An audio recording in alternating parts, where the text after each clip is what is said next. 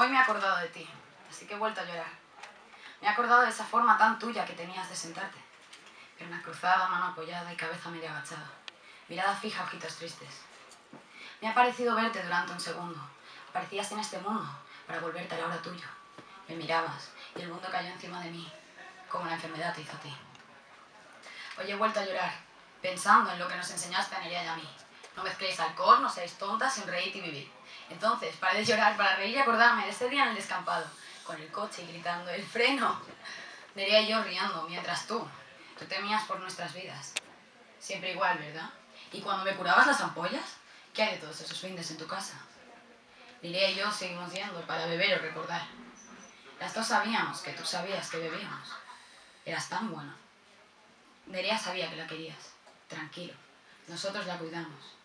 Fiel ángel, sé que sigues vigilando. Nos proteges a todos los que dejaste aquí. Por eso, fuiste un padre y un amigo. Y me jode no haber cumplido. Prometí que estaría ahí hasta el final. Y no pudo ser. Aunque sé que esos 5 años tampoco fueron en vano. Sé que los valoras, Loren. Sé que los valoras. Me has marcado. Eras el amo de la mitad de nuestras risas. Amaba tus macarrones y las patatas chinas. Me has enseñado tanto que a veces aún sueño contigo. Y me da pena pensar que algún día me olvidaré de ti. Y me da pena pensar que algún día te olvidaré. Y ya no me acordaré de tu pose, tu risa, tus miradas, tus poderes, las patatas, los macarrones y mis caídas. La idea me aterroriza. No quiero olvidarte, Lorenzo. Por eso, espero que estés bien con Charo y que desde ahí la vista sea óptima. Por eso, hasta la mil, Loren. Hasta la mil y hasta el final.